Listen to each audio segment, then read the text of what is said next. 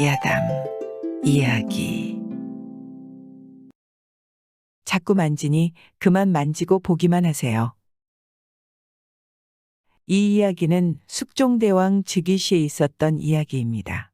서울 한 구석 오두막집에 아들, 며느리, 아버지, 세 식구가 살고 있었습니다. 살림살이가 너무도 어렵다 보니 어머니는 약 한 첩 쓰지 못하고 한많은 세상을 뜨고 말았습니다. 그런데 어머니가 별세한 지 1년이 되어 돌제사를 지내야 하겠는데 살림살이가 구차하여 밥 한 그릇, 술 한 잔 제상에 올려놓을 수조차 없게 되었습니다. 자식된 도리로 어머니 제사에 밥 한 그릇, 술 한 잔 못 올려놓게 되니 부부간은 서로 쳐다만 보다가 남편은 단칸방 윗목에 앉고 아내는 단칸방 아랫목에 누워 궁리만 했습니다. 한참 말없이 누워 있는데 아내가 얼굴에 웃음을 띄우고 가벼운 소리로 남편을 불렀습니다. 여보, 좋은 수가 있어요. 좋은 수라니 무슨 좋은 수가 있다는 말이요. 여보, 요새 들려오는 소문에 서울 장거리에서 달비를 산다는데 내 머리를 깎으면 좋은 달비 4꼭지는 될 것이옵니다. 달비 4꼭지만 팔면 어머님 제사를 지내드릴 수 있지 않아요? 남편은 그 말을 듣고 깜짝 놀랐습니다. 여보, 당신 무슨 말을 그렇게 하오? 어찌 당신의 머리를 깎아서 어머님 제사를 지낸단 말이요. 여보세요. 여자의 말이지만 저의 말을 들어보세요. 머리 깎으면 잘할 수 있지만 어머님 제사상에 술 한 잔 붓지 못하면 아버님 가슴에 못이 박히지 않겠나요? 다른 말 마시고 제 머리를 베세요. 아내는 가위를 찾아다 남편에게 주고 어서 머리칼을 베라고 고개를 숙이었습니다. 남편은 가위를 받아들었지만 손이 떨려서 아내의 머리칼을 벨 수 없었습니다. 아내는 남편을 보고 독촉을 했습니다. 여보세요. 사내대장부가 무슨 궁리 그리 많아요. 장군들이 헤어지기 전에 어서 베어다 파세요. 아버님 아시면 큰일 날 터이니 어서 베세요. 남편의 볼에서는 뜨거운 눈물이 주르르 굴러떨어졌습니다. 남편은 떨리는 손으로 아내의 머리칼을 베내었습니다. 남편은 아내가 만들어주는 달비를 가지고 장마당에 갔습니다. 남편은 눈물이 그렁해서 달비를 쥐고 서 있었습니다. 한참 있으니 달비 사자는 사람이 와서 참 달비가 좋다며 얼마나 받고 팔겠느냐 물었습니다. 그러더니 남자는 달비를 만지작 하자 남편은 아내의 머리를 만지는 것 같아 기분이 나빠서 만지지 말고 보기만 하셔야 합니다. 사신 다음에나 마음대로 만지시죠. 남편은 한마디는 하였는데 평생 달비 장사라곤 못 해본 사람이라 값을 부르지는 못하고 그저 얼마만큼이라도 달라고 하였습니다. 달비 사자는 사람은 한참 달비를 보더니 말없이 돈 단량을 내놓았습니다. 평생 처음으로 돈 단량을 쥐니 꿈인가 싶은 데다가 아내의 머리칼을 베어판 돈이라 가슴이 울먹울먹해서 말없이 서 있었습니다.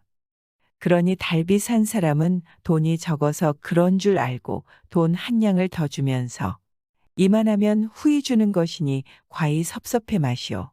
하고는 달비를 가지고 가버렸습니다.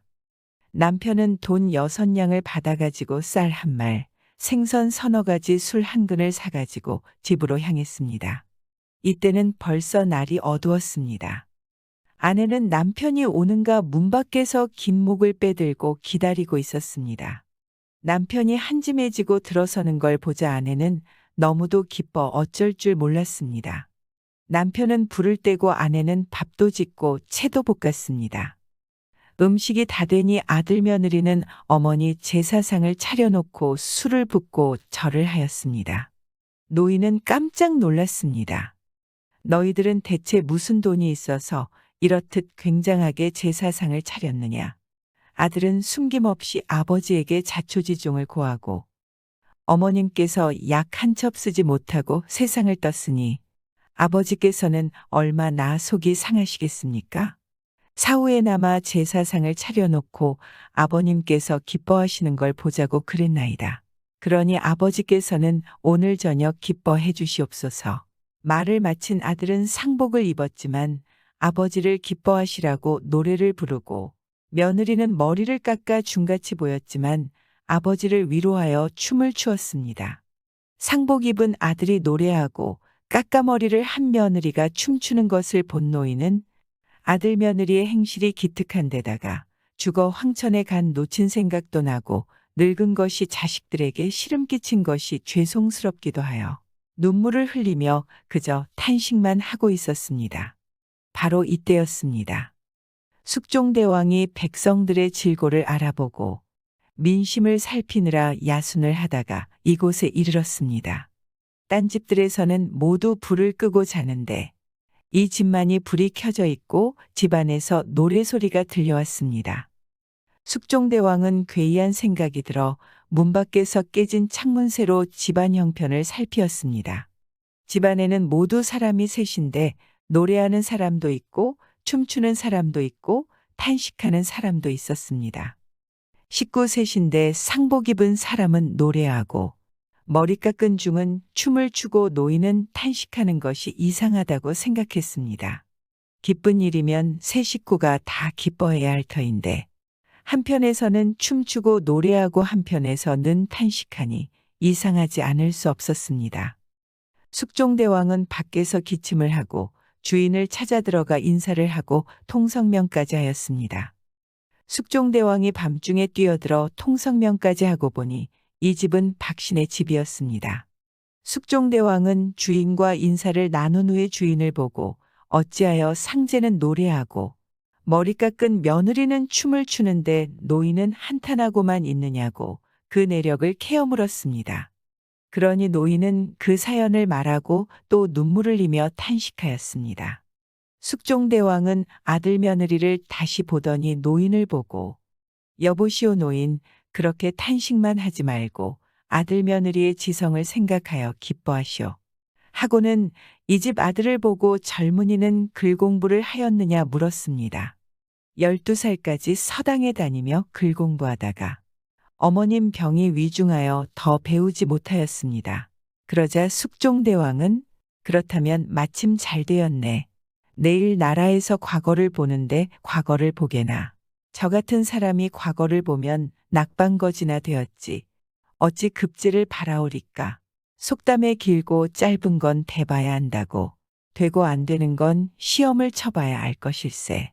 젊은이 다른 말 말고 내 시키는 대로 한번 과거 시험을 보세. 숙종대왕은 더는 다른 말을 하지 않고 나가버렸습니다. 이 집 식솔들은 밤중에 뛰어들어 고마운 말을 하고 돈까지 주고 가는 그가 누군지 몰랐습니다. 이튿날이었습니다. 이 집 아들이 필목을 사가지고 과거장에 들어서니 상가승무로 인타니 란 시제가 나붙었습니다. 팔도강산 한다 하는 선비들이 구름 모이듯 했지만 이 시제만은 풀이하지 못했습니다. 하지만 이 집 아들만은 집에서 지난밤에 겪은 일이라 어렵지 않게 답안을 써올렸습니다. 그러니 이 집 아들은 과거에 급제하여 백성들에게 선을 베풀고 아버지를 하늘같이 높이 받들어 모시며 잘 살았다고 합니다. 구독과 좋아요, 알람 설정은 사랑입니다.